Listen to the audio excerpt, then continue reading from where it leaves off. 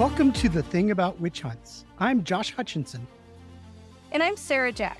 Today's episode is very special. On August 10th, we observed World Day Against Witch Hunts with a live event featuring an expert panel discussion on modern witch hunts with a focus on the Outcast camps of Ghana. Hello, everybody, and welcome to our World Day Against Witch Hunts expert panel. Thank you so much for being here, everyone, all the panelists as well as the attendees. I'm Josh Hutchinson. I'm the co-founder of the End Witch Hunts nonprofit out of the United States. Hi, I'm Sarah Jack. I'm also a co-founder of the nonprofit End Witch Hunts, and we are honored that all of you have joined us today to learn about the experiences of survivors and those working to support them. And I'm Mary Bingham, co-founder of End Witch Hunts. The three of us share a personal connection to this work. We are all descendants of people accused of witchcraft in Salem of 1692. And today our expert panelists are Belinda Adikie. Belinda is the Campaigns and Communication Coordinator for Amnesty International of Ghana. We appreciate her coming. Genevieve Partington is the Country Director for Amnesty International Ghana. Thank you. Lamnatu Adam is Executive Director of Songtaba. John Kna is the Country Director of ActionAid Ghana. Peter Minter Amadou is Executive Director and Psychologist at Total Life Enhancement Center in Ghana. And John Azuma, PhD, is the Executive Director of the Sanneh Institute. Thank you all for coming. End Witch Hunts is a nonprofit dedicated to educating the public about both historical and contemporary witchcraft persecution. We raise awareness about harmful practices related to accusations of witchcraft and sorcery and ritual attacks through public awareness campaigns, our podcast conversations with advocates, academics, and leaders involved in the cause. Before we hear from our incredible panel of experts, let's understand what survivors of witchcraft accusations face around the world. Witchcraft accusations are still a major problem with devastating consequences for victims, including physical violence, social ostracization, economic deprivation, psychological trauma, and even death. Harmful practices related to accusations of witchcraft are cases when someone harms another person whom they suspect has bewitched them, their kin or their property. Women, children, the elderly, and people with disabilities are disproportionately targeted. In 2021, the UN Human Rights Council adopted Historic Resolution 47/8 on the elimination of harmful practices related to accusations of witchcraft and ritual attacks. The first resolution of its kind calling for a holistic approach to addressing these violations across the globe. This brings us to why we're here today. World Day Against Witch Hunts is observed every August 10th. Started by Missio in 2020, the day serves to draw attention to the global crisis of harmful practices related to accusations of witchcraft and ritual attacks. Now let's hear from our expert panelists who work directly with survivors in Ghana and are creating real change. Panelists, when you begin to share, can you state your name for everyone in attendance? Okay. The first question is for the Amnesty panel. Can you tell us about Amnesty International Ghana and what led you to launch this Branded for Life research project? Hi, thank you very much for the wonderful introduction that you did. I appreciate the work that has gone into this. So my name is Belinda Adikie. I'm the Campaigns and Communications Coordinator for Amnesty International Ghana. So yes, Amnesty International is a global movement of more than 10 million people. Our headquarters is in the United Kingdom in London, where we have been working to champion the rights of people all over the world. Amnesty International is the leading human rights organizations in the world, and we are in over 176 countries worldwide. In Africa, we have our regional head office for West Africa based in Senegal, and then we have another regional head office in Kenya. So in Ghana, we are a part of the Western region side of Amnesty International. the West African region. So in Ghana, we have been doing a lot of work on witchcraft accusations. This campaign didn't start now. It started, in fact, a lot of years ago. In fact, if I should say, in Amnesty International Ghana, we are already 52 years.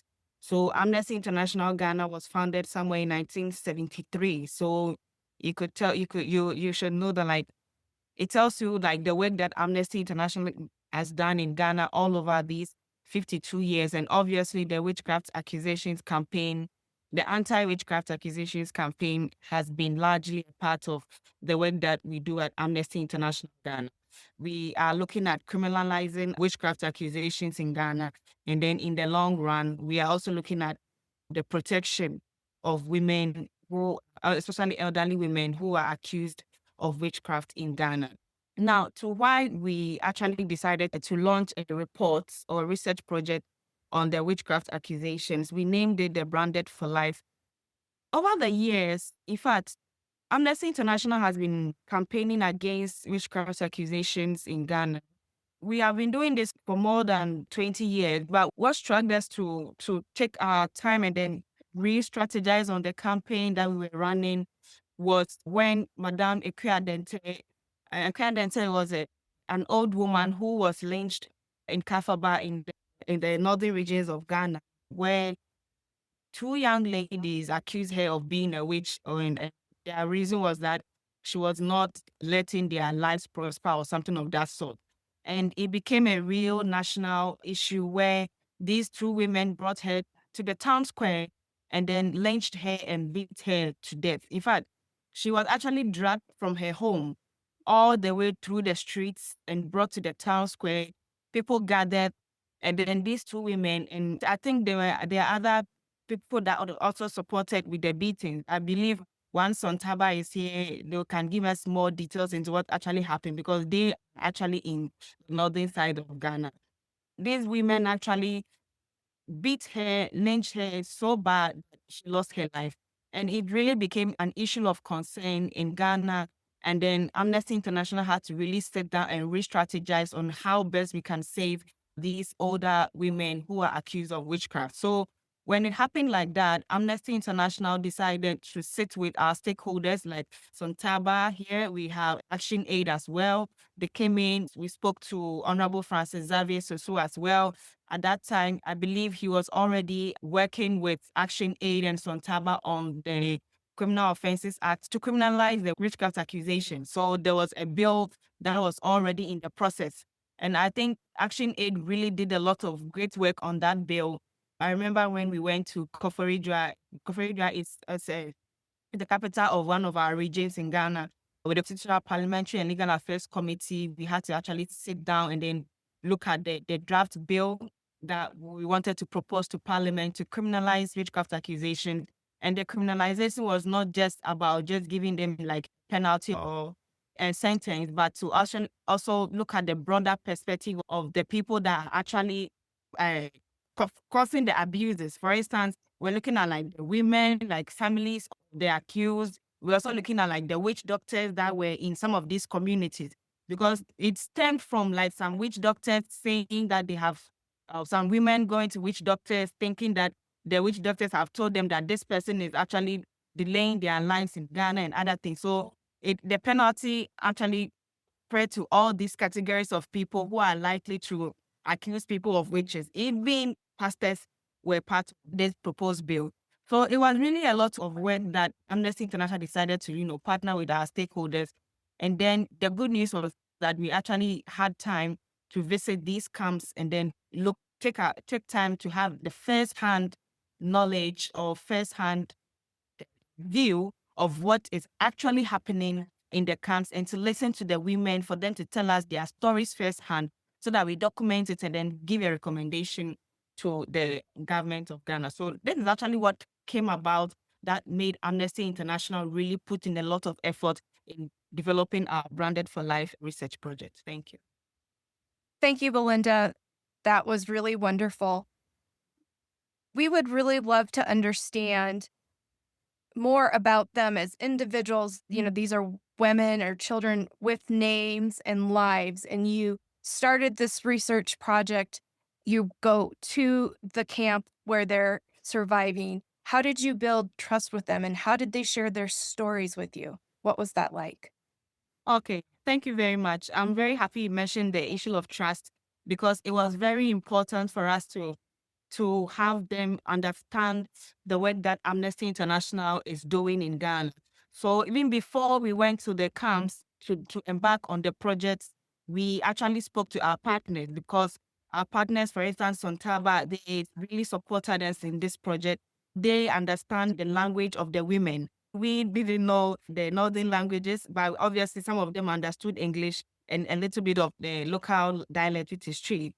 However, in order to build a trust effort for them to tell us their stories, we partnered with Songtaba and then they were like a support to us. They spoke to the women and or the leadership of the camps to understand that Amnesty International has been in existence for some time. We are credible organizations and then their stories, when they tell us their stories, is they are able to have the documented reports from Amnesty International and then share with them as well.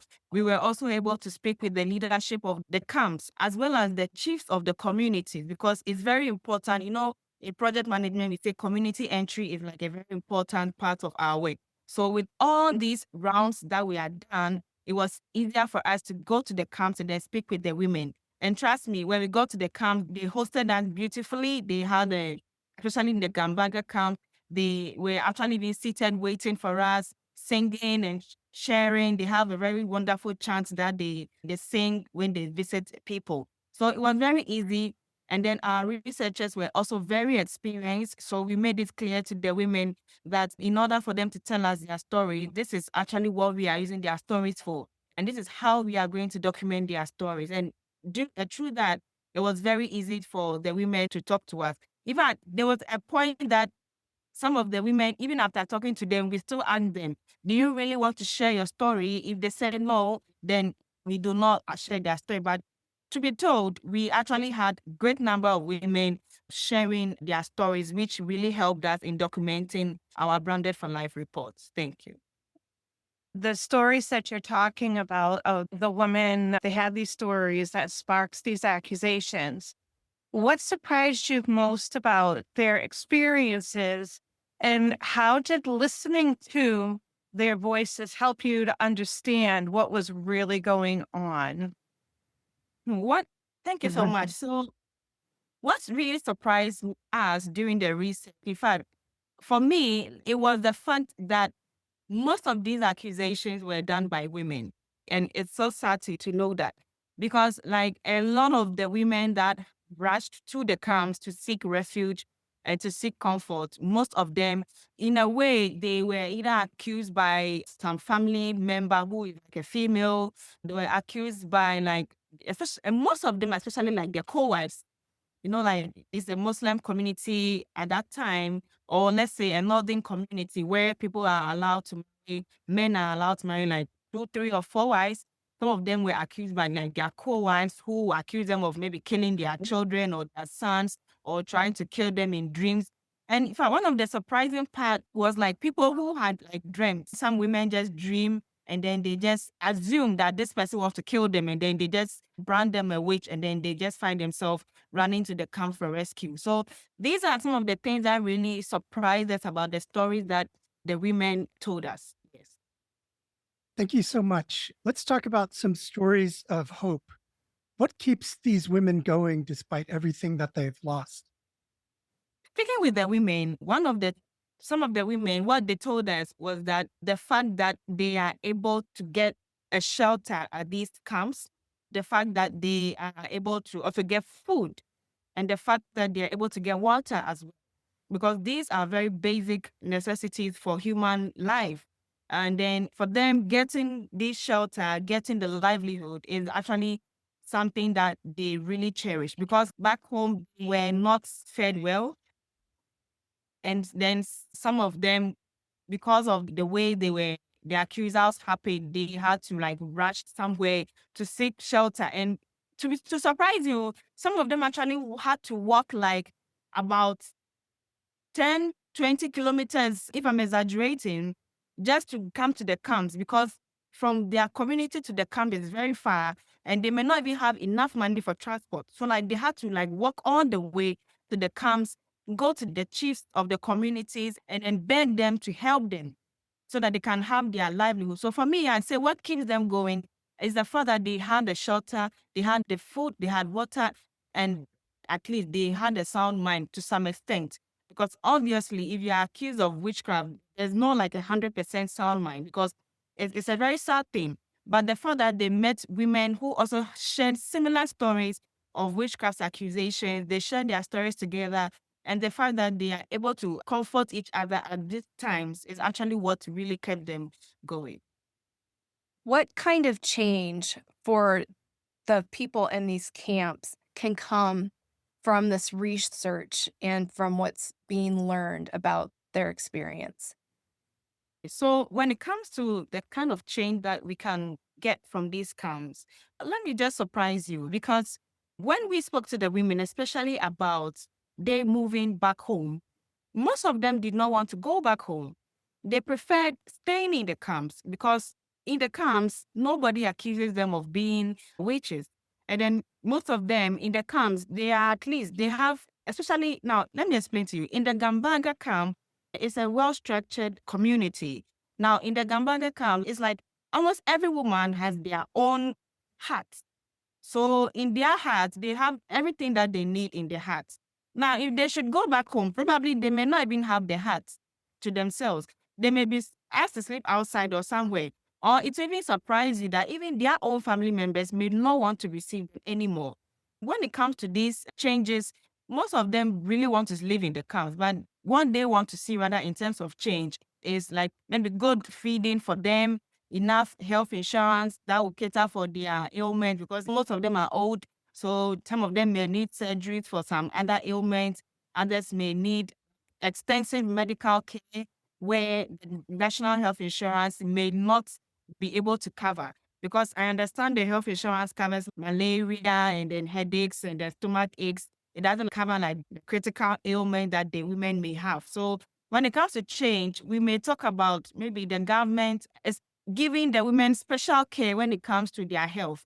And then secondly, too, I think that in terms of change, we should have a well-coordinated awareness campaign, honestly speaking, because for me, that is like one of the things that really speaks to me.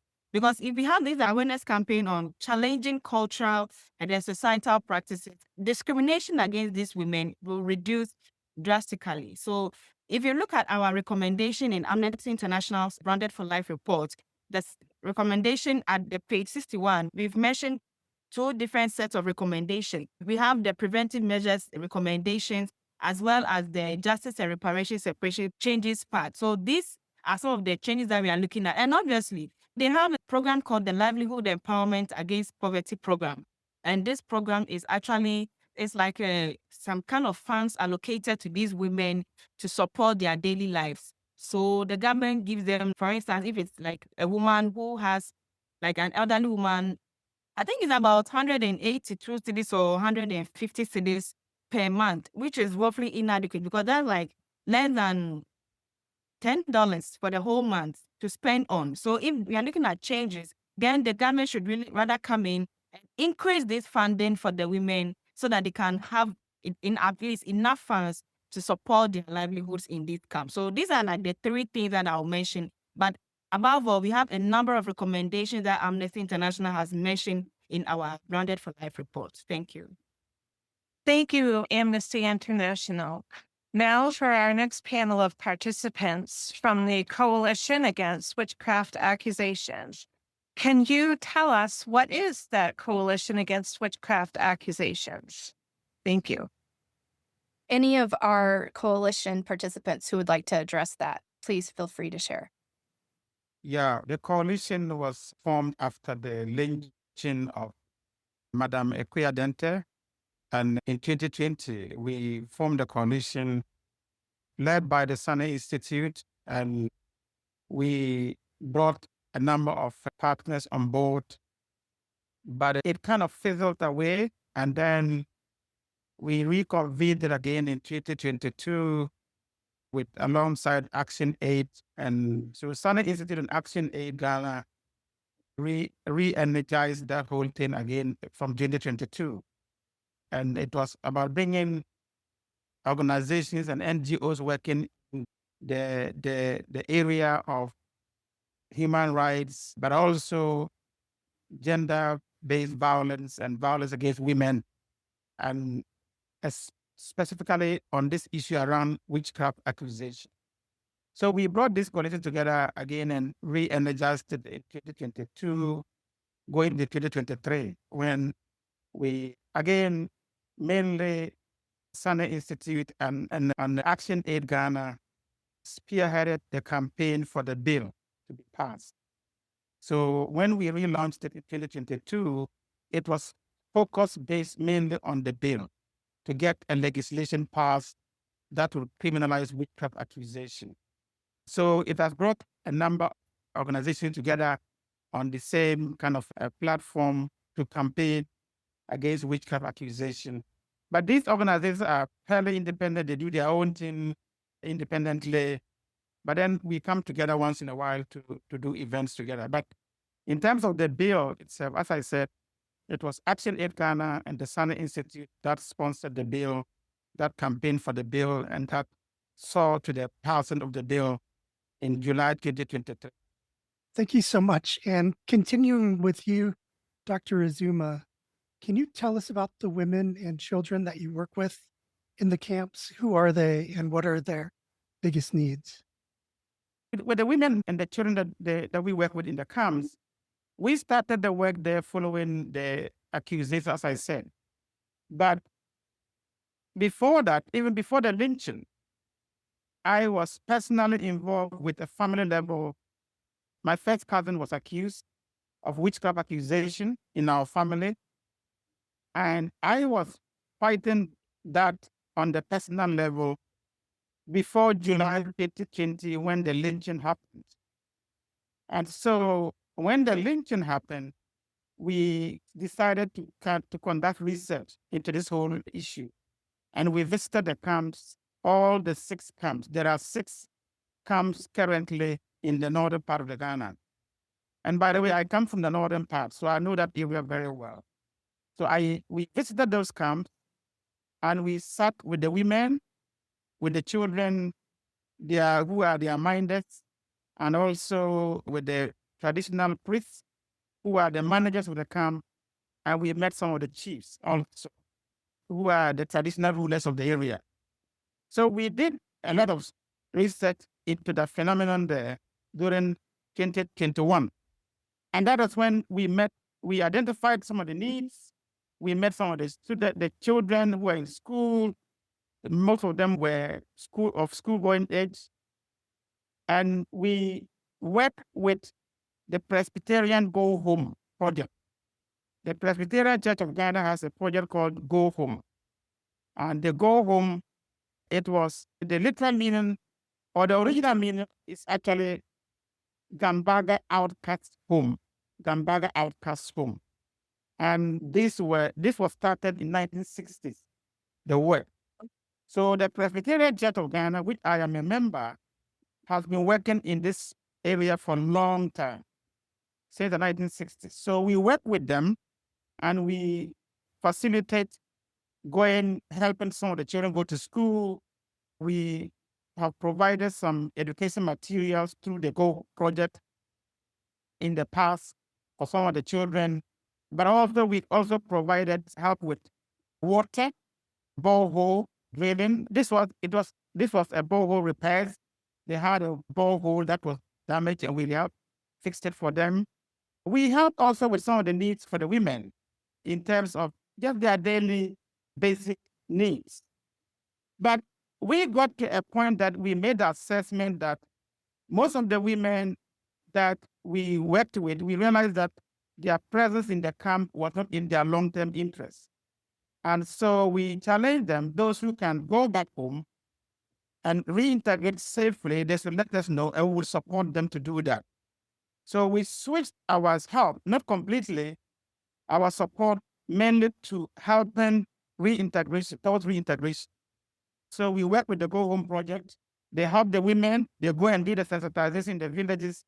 And then those that they are deemed to be safe enough to go back, we support. And we've been able to find shelter for these women back in their communities where it's not safe for them to go to their communities. We ask them to find space, a room somewhere that is safe for them, and we'll pay the rent. And these are very small amounts of money. And we're able to support them with the rent and then give them something small for them to start their lives.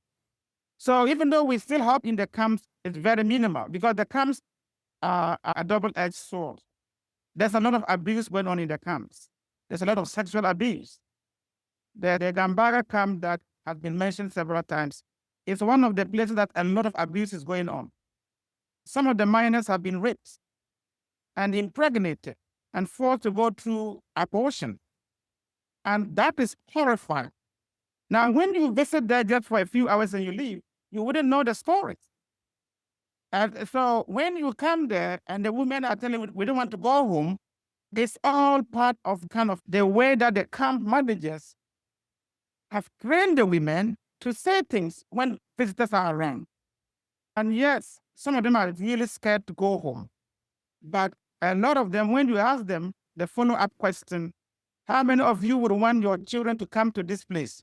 They will say, God forbid, we don't even want our enemies to come here, let alone our children. So you see that the women themselves are conflicted.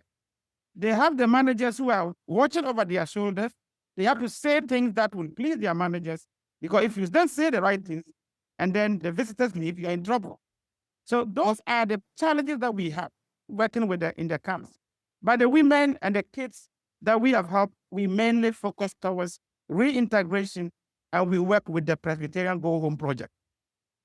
Thank you so much, Dr. Azuma. Is there anything else we need to understand about overcoming the rejection that they feel that puts them into the life that they haven't asked for, and the supporting them through the rejection that they've experienced?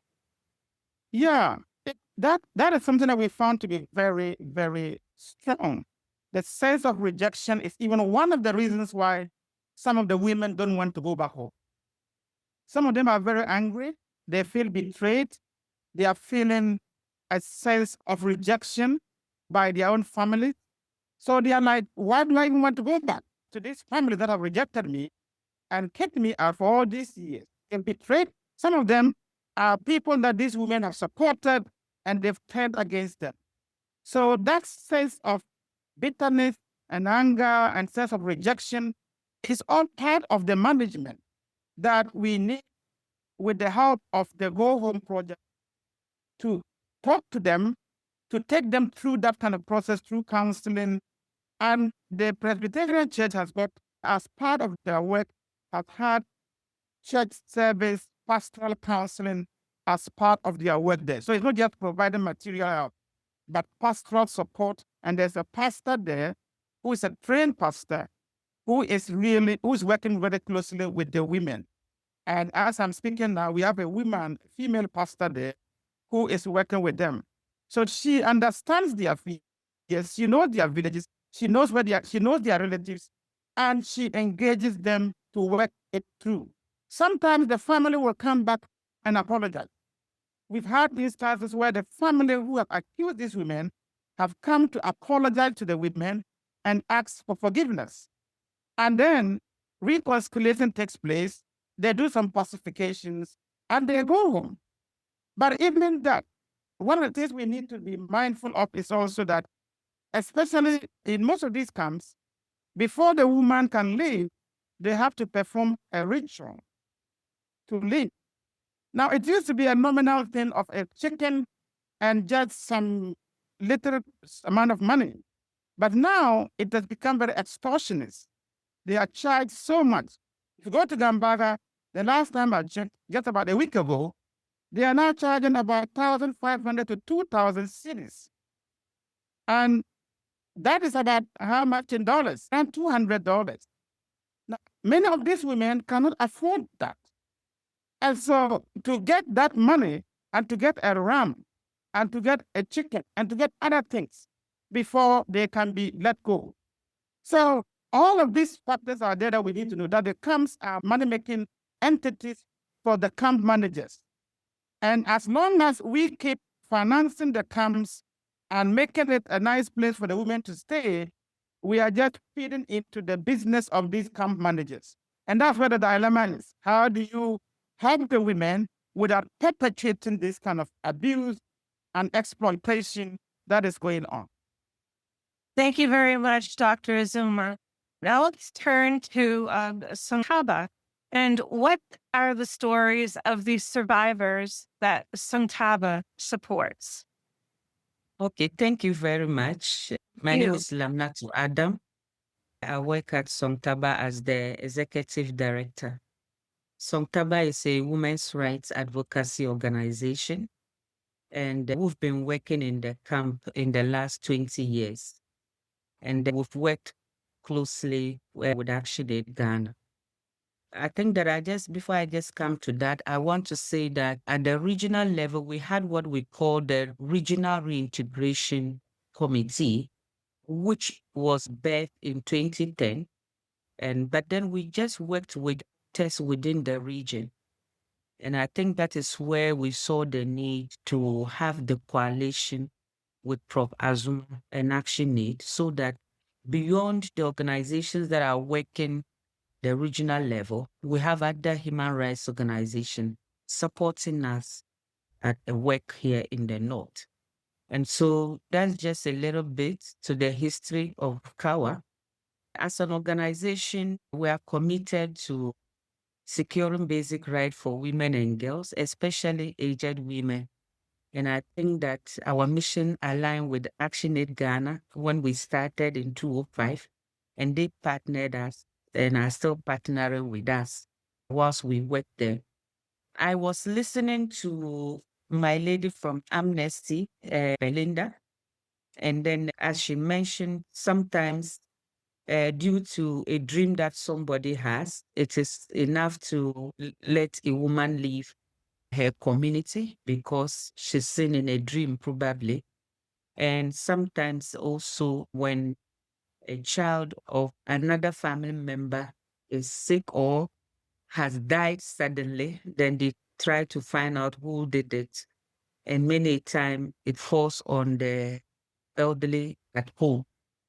And so usually when accusations happen, the women at the time are very devastated and they are quite depressed and very traumatized. So as an organization, one of the things we do is to give them support services towards finding justice, where we link them to the institutions that are responsible or mandated for human rights issues, like a Commission on Human Rights and Administrative Justice, like the Domestic Violence and Victim Support Unit, and then also like the social welfare. So when women are accused, these are the number one thing we are looking at is for their safety first, and then also how we link them to get support services. But beyond that, women who are accused also come individually at the camp, and sometimes they become so depressed.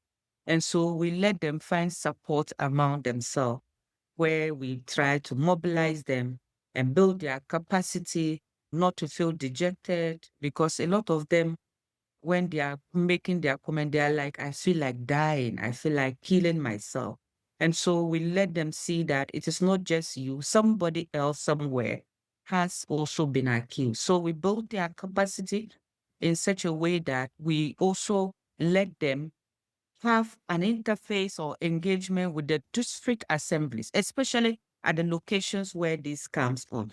And so you see that the leadership of the Ngani alleged witches camp would engage with the district assembly, because the district assembly has the foremost responsibility to ensure that their living at the camp is respected. And so the stories of the women, especially when it comes to an accusation that has resulted from the death of another person, our most priority is having the woman safe at first. What we also support beyond linking them to access justice is how we also work with the traditional authorities and the religious authorities, because many times accusations surface because they have consulted some witch doctor, they have consulted some religious pastor or imam who have said that, look, this has happened because of another person's doing. So some of the work that we support also has to do with conscientizing, some of the key stakeholders to appreciate that they have their belief, but then also their belief should not deny people from enjoying their human rights. So we do sensitizations at the community level where we look at witchcraft accusation and its associated rights violations. And we work with these key actors, as I have talked about. But one of the services we are trying to push currently is what we call the one-stop center, where we are getting centers that can support, where we're trying to get the services at one place. Because many times you notice that because of distance and because of drudgery, a lot of the cases come and people are even reluctant to go and seek the service. So one of the things we are pushing now is to have a one-stop center where if somebody is accused, there's a police, there's a hospital the person can attend, especially if the person has some injuries. And then there is Shraj who can also process some of the mediation issues, if we've not found criminal issues. But now we are also pushing for the criminalization aspect of witchcraft, which I believe Prof. Azuma have talked about, where we are pushing for the anti-witchcraft bill to be passed. But above all, what we do, especially with women who are also accused, is supporting their reintegration. And I think jointly with the reintegration committee, we have actually reintegrated more than 200 women who we do monitor once a while to see how they are faring. Largely, this is what we do. We do sensitizations at community level to stop the accusations and the inflow of the women into the camps. And then also for women who are accused, we support to build their capacity, we support their livelihood program, we support their reintegration program, and we support their access to justice program, where we link them to the service providers. Thank you so much for discussing the programs that Songtaba offers. What does it take to support you in your mission to implement these programs? If you look at the reintegration, for example, I would say that is very hectic. Before you get one woman reintegrated, you need to do a lot of traveling in and out to be sure that the community of choice where the woman wishes to be reintegrated fully accepts, her, and also for you to ensure that there's no reaccusation. And so this process is quite hectic and very capital intensive, because many times the women who are accused do not wish to go back to the same community. They want to go back to another community. And after you do the profiling at the camp, it's not enough for you to say go. Then you have to start again talking with the community and family members for them to also kickstart the process. And then sometimes the woman is not just sent home empty-handed. Prof. Azuma have mentioned there has to be some cleansing that is supposed to be done at the camp, which will involve bring a ram, bring some whatever, and a whole lot of money and other resources that are needed. And so one of the things for me is funds, for example, to support all of these processes. But what is also needed for our work is for us to have the anti-witchcraft bill passed. Because when it is passed, it then makes sure that nobody has the tendency to label somebody a witch or label somebody or name somebody. And then it also befalls on the accuser to then prove whether the person is accusing is really a witch or not. And if you look at this bill, it also proposes some kind of support, counseling, support to the survivor or victim of such an accusation. So it is good that the witchcraft accusation bill, the anti-witchcraft bill is passed, it is also important that we get the buy-in, because this is quite deep-seated, and we need communities to appreciate that in as much as they have their belief, they should also see how their belief is also hindering people of getting access to justice. But we also need the international support, and we're happy that you are creating spaces like this for our voice to be heard. And I was surprised again when you guys were speaking, and you were all coming from the experiences of either one of your relation or other have been accused. And it is not also very different here, because for some of the women at camp also, they were originally not those who were accused. Some of them have either supported their mother whilst their mother was at the camp and has passed, and the person is not able to go back because there's the belief that the person has quite inherited the spirit of witchcraft. And funding, yes, it is good to have funding to be able to spread deep, to scale some of the things that are working, and then also to do a lot of sensitizations, and then also help us to do proper reintegration of the women at the camp. Like I said, we also need other people to be on board. I think in the last 20 years or so, there were just a few of us talking about witchcraft accusation. It was just about Songtaba, ActionAid, But now we are seeing more people coming into the space. Prof. Azuma is there, Amnesty is there, and we are supporting. And I think that all of us collectively, when we put our efforts together, we'll be able to make a headway towards that.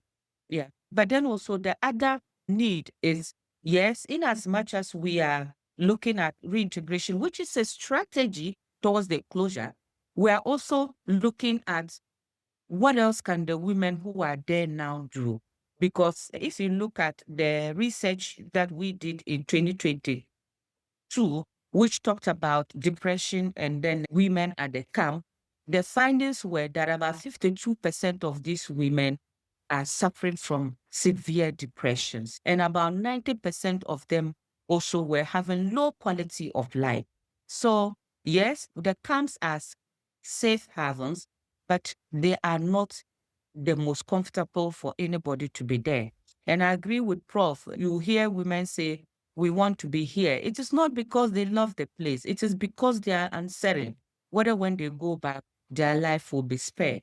Nobody will want to be in the camp if he is assured that at home she will be better. If you look at the ages of the women, more than 80% of them are beyond age 60 years. At this age and at home, they would have had the family support. But at this age, they are there alone. Some of them are going there with the grandchildren.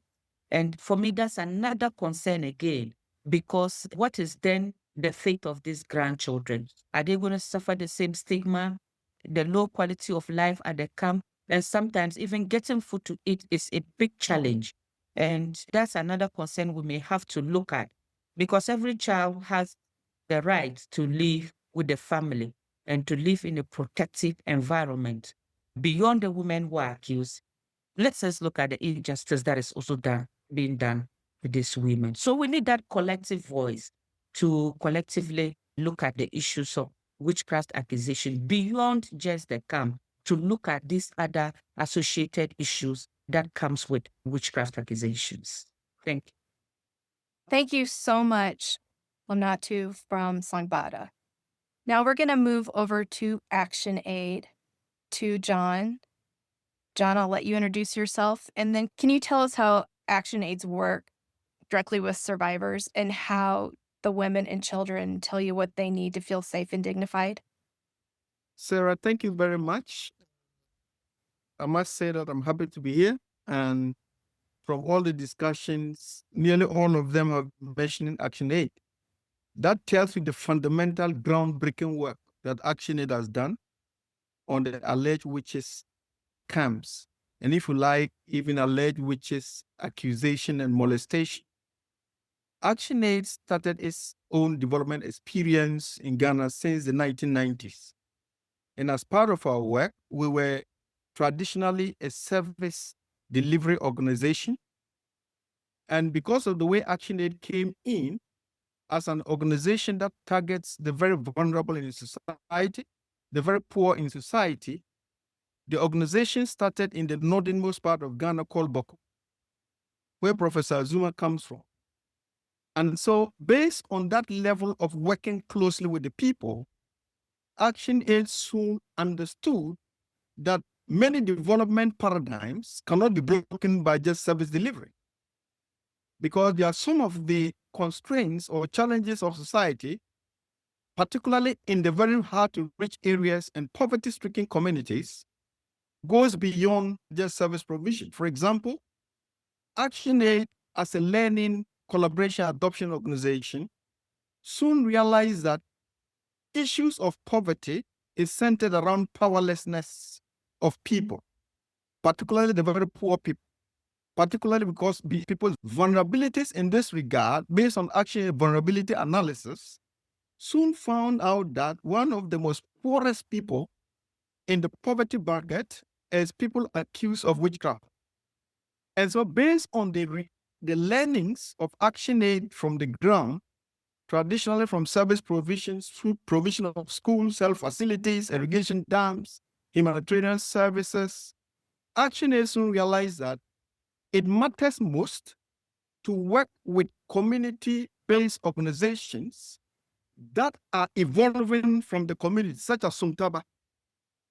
And so Songtaba was just a community-based organization, but had community rootedness. And so ActionAid, because of a shift in strategy, started working with organizations like Songtaba, NOSAC, and the rest, building their own institutional and adaptive capacities to be able to identify the vulnerabilities that go beyond just poverty alleviation. And so Songtaba was one of the organizations that helped in our first groundbreaking research and learning around the alleged witches camps. And so based on that, the recommendation then evolved that to be able to break poverty and vulnerability around the Nadumba North and the northernmost part of northern regions, there was a need for ActionAid to rebalance its development approach by funding organizations like Songtaba and building their own capacity to be able to conduct the researches to make sure that we apply the human rights-based approach to make or popularize the issues of the vulnerability of alleged witches. And so this then laid the superstructure of the work that we did with Songtaba, which led to the lesson learning that Lamna is talking about. We soon realized that it's not just providing wash facilities, water, or solar-powered water systems in the camps, but for us to be able to sustainably address the issues of the vulnerabilities, there must be the redistribution of power. And that distribution of power then means that we have to bring on board people that are affected by witchcraft directly at the center of the discussions or the decision-making table. But how could you do so? You needed a multi-stakeholder mechanism wherein evidence-based research would attract the decision makers. So, for example, we needed to bring the Department of Women, Children, and Social Protection. We needed to bring the Northern Regional House of Chiefs on the table. We needed to bring even the police, DOPS. And so the reintegration committee was formed as a result of research that was a testament that we needed to elevate the policy discussions around working with people affected by alleged witches, alleged witch accusations.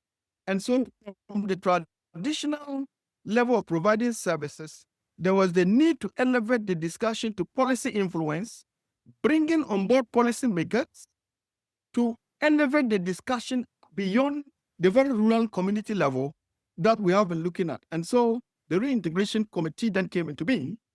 But then the concept was, how could we then break down the issue of alleged witches camps? Because that was where the abuses were being enhanced. And we heard that from Professor Zuma, where he has spoken about a lot of research that testifies that.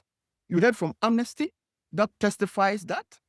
And so at that level, the research was pointing to the fact that we needed to disband or work with communities to disband the alleged witches camps And that helped a lot the reintegration committee, which Songtaba and ActionAid and all the CAWA alliance is seeking to further develop, is looking at how do we elevate the whole concept around even looking at the livelihoods of people accused of alleged witchcraft. Because if you are trying to reintegrate them back home, what will they be doing at home? How did they survive? Beyond the fear.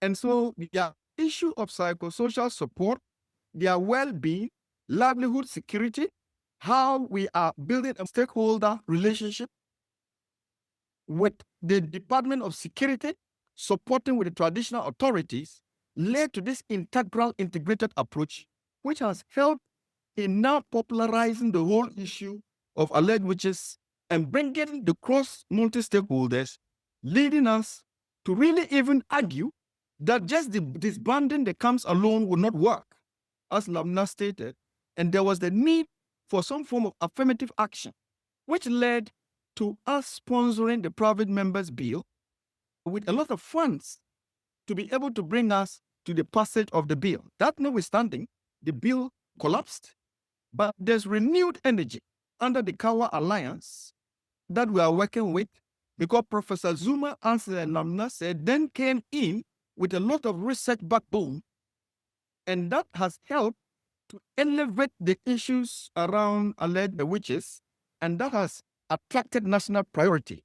And so if you're asking the question of what is needed, beyond the resources, the funding that Lamnati is talking about, we need to be able to institutionalize this coalition, which is made of the more multi-stakeholder relationship. We need to be able to deepen our own research around what is working, what is not working. And that is where ActionAid comes in here. We have to bring institutions that are learning, adapting, and relearning to be able to ensure that we are getting a policy or a legislative framework that will not only depend on the UN resolution that we are talking about, but Ghana's own legislative framework to give backing to the issues and the struggles of alleged witches in a manner that will secure and guarantee their lives while reinforcing their health rights, their education rights, and also, if you like, security for us to build a more sustainable country. Thank you. Thank you. You pretty much have answered my question, but I'm going to rephrase it just a little bit, because it's amazing how you were able to get the grassroots going and getting all these communities in to help empower you to be able to work with the survivors. Would you have an example of any of those survivor stories where the women have been impacted so far on all the hard work that you have done for them? Yeah, so thank you very much. This would have been very good for Songtaba, but I can answer it. As I told you, Songtaba has been our operational arm in terms of how we directly work with the alleged witches. But in the disbanding of these alleged witches camps, one of the strong lessons, and as a matter of fact, I led in disbanding one of them. I guess that was Nabuli. In the Nabuli setup, I then came into direct confrontation in terms of how civil society organizations can help alleged witches have a sigh of relief. One of those was the livelihood skills training that ActionAid, working through Songtaba, was able to support them in terms of catering services, in terms of engaging agriculture as a business, while implementing what we call the agroecology practices, engaging in, for example, producing vegetables organically and creating the market opportunities for them. But as I said, as you go through to even look at this livelihood security that we supported the community alleged witches to acquire, one of the significant gaps was how will they be tooled? What will be the startup part?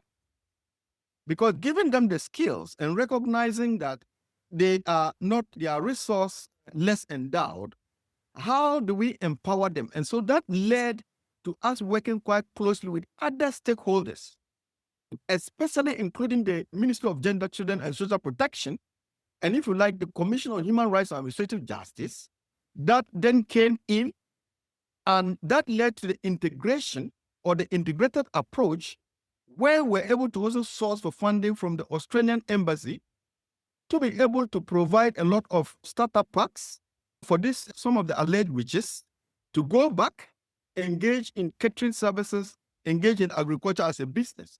But then it was not without challenges further, because they go to the communities and the issue of stereotyping.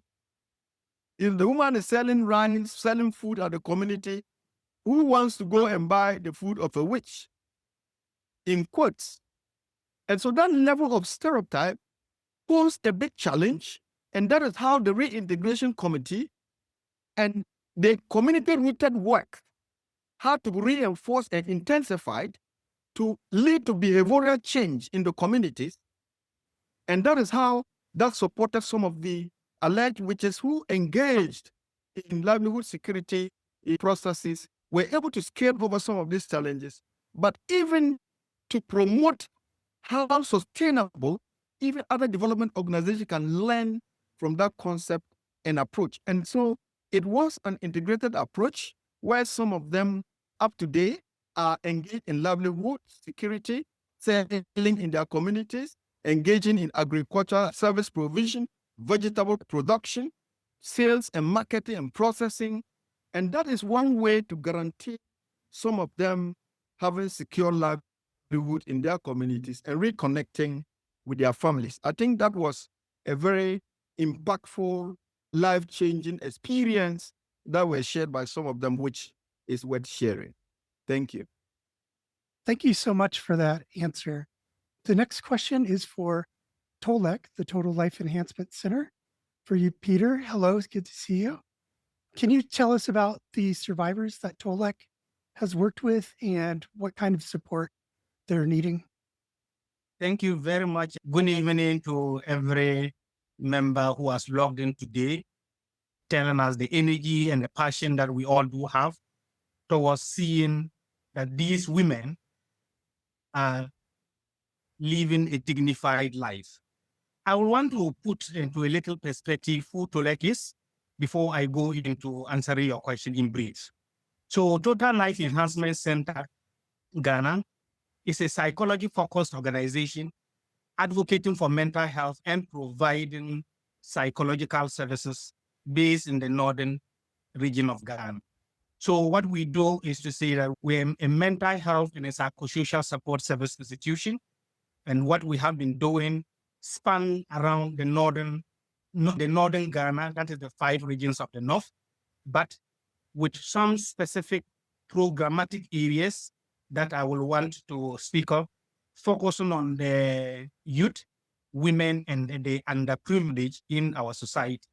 TOLEC was established on the 5th of June, 2018. And so we just celebrated our 7th anniversary in June this year. TOLEC functions in 4 thematic areas or 4 areas. Advocacy, and our advocacy is on mental health. Raising awareness and influencing policy for better mental health care is one of the areas that we are focusing on. Therapy, providing professional psychological and counseling services to individuals. Projecting, basically trying to, as much as possible, to raise funds to be able to engage in most of these activities. And above all, training. We are also engaged in training to ensure that many people understand what mental health is and then can be able to champion mental health in their own way. Our thematic areas are advocacy, psychological provision, counseling services, emotional intelligence and management, livelihood empowerment, and above all, mental health research. As I already said, we work with youth, women, and the marginalized. And among the marginalized, these women that have been accused of witchcraft have been isolated, can no longer benefit from the labor of the labors of their youthfulness, especially the children that they were able to bring forth. And now today, somebody thinks that this woman cannot stay in the community. So these are it's a group that we work with. So going directly to your question, I will want to say that a report I got recently from the Gender Ministry that talks about some Amnesty International talks about the support that the government gives to the women and less privileged in society, which is called the LEAP. One of their media reports indicated about 800 women in these alleged witch camps were supported by this institution. And so the numbers are huge. And so who are these women? The women that we work with as TOLEC are women that have been accused of witchcraft. And I think the accusation process, you have Songtaba, Amnesty, I've already mentioned. Somebody just get a dream, feel that it is this old lady. And sometimes it is the powerless old lady, the helpless old lady who has been accused. And so we work with these people. And part of our work actually happened in 2023 when the Commission of Human Rights and Administrative Justice actually approached us to say that we want you to do an assessment in 4 of the alleged witch camps. That is in Gambaga, Patenga, Ngani, and Kukuo. All of these located, 3 of them are located in the northern region, 1 in the northeast region. And so we went out there looking to do an assessment. But after our assessment, the findings that we got scared us because they asked us to go do assessment for 300 women. We went in there and we went overboard. Almost over 400 women we assessed. And all of that we did realize that there was high level of what we call trauma from our search and our psychological tool that we administer. We also find a high level of what we call psychological distress. A number of the Songtaba have already mentioned this issues of depression. Depression was very high. And permit me to put figures to these so that our audience can appreciate what we are talking about. So when we did our work, we went to Patenga, as at that time, we were able to assess only 13 individuals Patenga. There were 131 women that we accessed. At Ngani, 103. And then at Gambaga, 88. This just falling in line with what is right answers to do. I don't want to present the data outside that one. And what we picked at that particular camp or that particular assessment that we did was that almost 73% of these women that were assessed experienced what is called psychological distress. 61% experienced depression or had symptoms of depression. Then 72% also exhibited symptoms of anxiety. And then 37% exhibited symptoms of stress. So looking at this, we said, this was just a one-time work we're asked to go and do and come back. But we also had a responsibility to our people. So we just decided as an institution, as part of our corporate social responsibility, giving back to the people means the less privileged in society. We wanted to also continue, even after the assessment, to continue to provide some level of support. Why then did we do this? We did this because currently in Ghana, the mental health challenges or the treatment gap in Ghana is 92%. That is among the population that we can say called the Ghanaian population. Yet there is another population which is excluded. These are the alleged witches. These are the prisons. You can just imagine. So it means that what it means is that in our alleged witch camps, the treatment gap is obviously 100%. They will not find that mental health support. And so we then decided to take it upon ourselves as our corporate social responsibility to go back to these women and provide interventions. So what we go there to do is to do individual counseling, to do group counseling, and to provide psychoeducation for these women. And since 2023, we have often embarked on one activity or the other to the camps.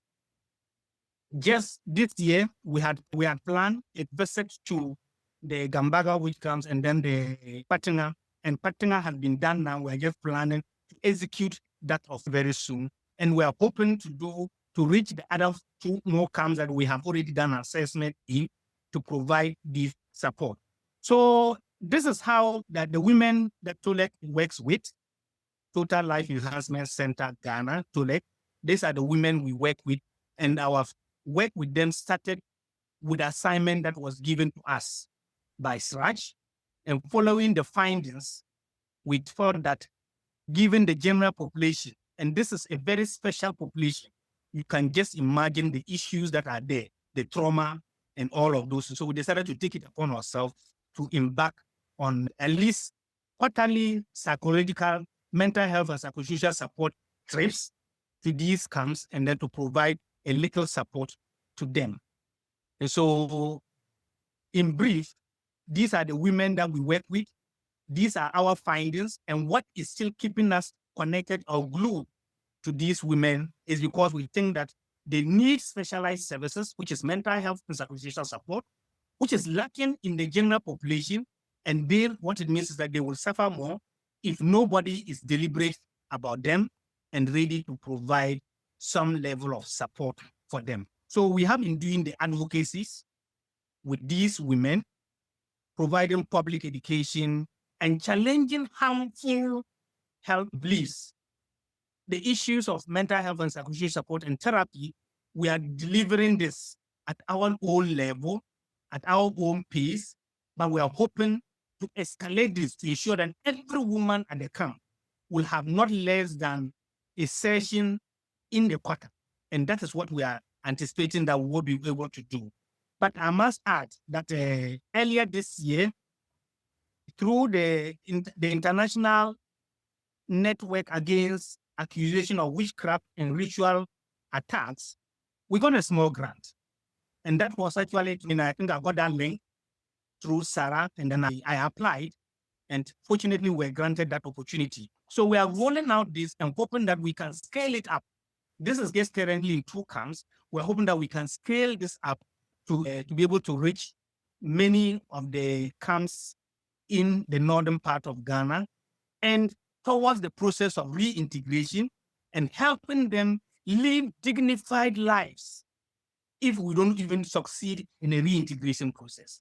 Because these are going to be cumbersome. ActionAid mentioned resource constraint. Amnesty also mentioned the resources are not there to ensure that it's going to be costly towards the reintegration process. What can we do once we wait to secure what it looks like permanent is to ensure that these women don't go through what is called trauma and re-traumatize, experiencing a lot of mental health challenges. And like Songtaba mentioned, some of them will tell you, I wish I don't exist. And what it means is that they are contemplating suicide.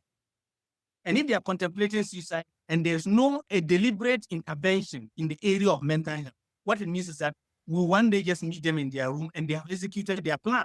And that's not what we want to hear. We want these women to live, to tell the story, to change the narrative. And that is why we think that with trauma, they cannot live this long. With depression, they can't live this long. With anxiety and stress and psychological distress, they can't live. So we want to provide holistic mental health care for these people to ensure that they are living quality lives that will ensure that their stories are told and the help that they need is being gotten from the individuals that have the resources and the passion. And I see what is bringing us all here together is passion, because the passion is what can change the story, and that is what that's what we do need. And all of us are coming from different perspectives. I think all my other previous panelists, excellent in their intervention, but we need a more collaborative approach. A more collaborative approach is what can win us this battle, is what can win us this struggle, and is what can give these women the dignity that they do deserve. And I think that as at TOLEC, we want to pledge to continue to provide mental health and psychosocial support, specialized, of course, because we have a team of professionals who are mental health professionals, psychologists, counselors, mental health nurses. And that's exactly what we want to do. So I am extending our services to all the other team members here to say that let's collaborate and make use of our services so that once you are doing your livelihood empowerment, your justice system, we are also ensuring that these women have a sound mind, even to be able to speak for somebody to defend them. Thank you very much. Thank you so very much, Peter. Thank you to our panelists. Before we close out today, and we'll take some questions through chat, I want to memorialize Madam Aquidenta a little more, who was killed after being accused of witchcraft. Our expert guests today who have spoken, you are welcome to tell us about her story and what that Memorial Day that you just had for her, what that meant and how she was memorialized on that day. Yeah, thank you, Sarah. The Memorial Day for Aquidenta was organized by some members of CAWA alongside another women's group here in Accra. These are mainly women theologians and teachers and pastors. And we organized it to mark the 5th anniversary of her barbaric lynching, which happened on the 23rd of July, 2020. A number of lynchings and killings and murders have taken place of women who have been accused of witchcraft, and a lot goes unreported. And a few have been reported widely, but nothing happened. Soon after the headlines, nothing happened. 2010, there was a big case like that in Tema. A woman was set ablaze because she was accused of being a witch, and she literally burned to death. And there was outrage and public outcry, and within 2 weeks, everything just went back to normal. So some of us were determined that Aquidenta's case would not just be let to vanish into thin air. And that's why we wanted to keep her memory alive. And as long as the bill is still not signed into law, we thought it was wise to commemorate the 5th anniversary. We brought the family down. We had portraits of these women, a lot of them who are still in the camps. We had their portraits, and we had some slogans written beneath their portraits, calling for the bill to be expedited, calling for the government to do whatever they can to get this bill passed in honor of Aquidenta, so that her death will not be in vain. It was a very powerful moment. We had actually the vice president of the country, who is a female herself, wanted to be there. She told us she was going to be there herself, and last minute something happened and took her away, and she sent the gender minister to come represent her. So the minister was there. She addressed the gathering. Again, this was done with a coalition with Songtaba, with ActionAid, and other women organizations, as I said. So this was done on the 23rd of July. And it had a lot of media coverage to just keep the issue in the public domain. Because the MP who's working with us has told us that politicians work with pressure. So keep the pressure up, keep talking about it in the media, and that's what politicians don't like. So they will work on the bill. So we shouldn't relax. So it was meant to commemorate the lady, Aquidenta, and to keep the pressure on the government to pass the bill that is against witchcraft accusations. Do any more of our presenters today want to speak about Aquidenta? Yes, Sarah, let me jump in. So John here. I think that one of the lessons that I learned from the commemoration was the fact that where 1, 2, 3 more committed team of individuals or organizations commit themselves to keep an issue on the banner and to contribute towards public policy influence, it has weight. In fact, the kinds of people that this commemoration drew and the big bang, if you look at the way the media landscape was bustling with reportage around the commemoration of Aquidenta's lynching, was very, very important. It is important in a number of significant respects. I emphasize the issue of the movement building, the multi-stakeholder relationship, which I have stated repeatedly that we need to keep it. We need to build the partnership. We need to strengthen it. We need people like you to join the CAWA with different resources and capacities for us to push forward for this government that made a commitment. And that's my second point. The level of commitment was not just by the CSO, but I saw commitment of government through the Minister of Gender, Children and Social Protection. She made it abundantly clear to us that this government was willing and ready to reroute the bill back to Parliament. And I think we all clap to that. What remains is what I've been emphasizing, how we can remain strong. Amnesty International, ActionAid, Songtaba, Sanneh Institute, and the host of others.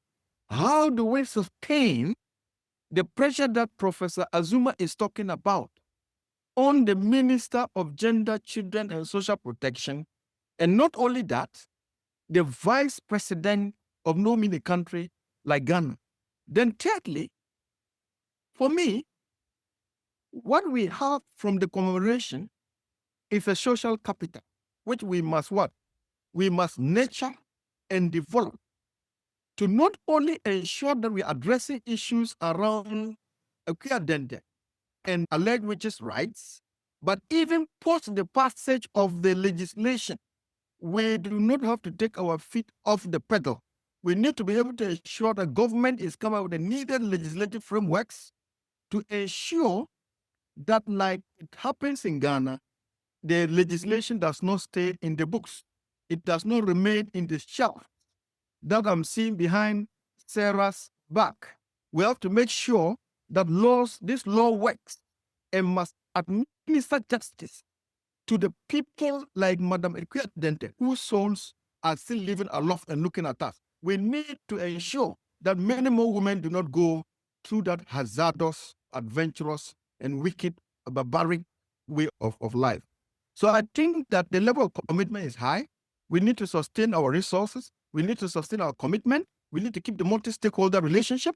We need to ensure that together we are pushing for public policy influence that would lead to the ultimate objective of getting the legislation passed to safeguard the rights of women. Thank you.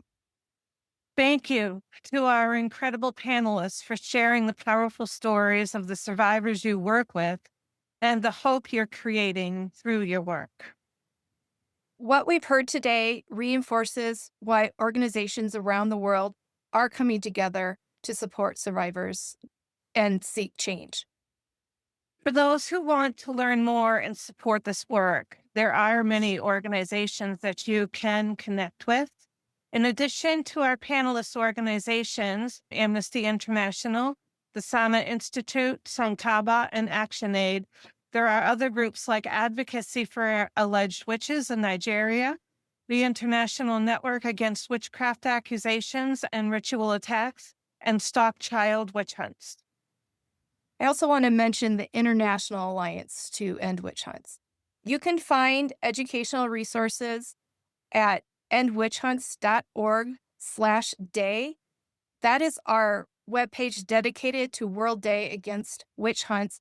And we do have the links to the reports and the websites that we've talked about today and to the organizations. At End Witch Hunts, our vision is a world without witch hunts, where survivors and their families receive justice, acknowledgement, and support. You can find our podcasts, research, and ways to get involved at endwitchhunts.org. Together, we can create a world where everyone recognizes these violations of human dignity. Thank you for joining us today and for opening your hearts to the experiences of survivors around the world. Please keep this conversation growing by sharing what you've learned with others and continuing to support the vital work of these organizations. And if you're interested in becoming a collaborator or a supporter, either personally or through your organization, we need your action. Please reach out to us at endwitchhunts.org or contact one of the other organizations we've heard from today. Thank you.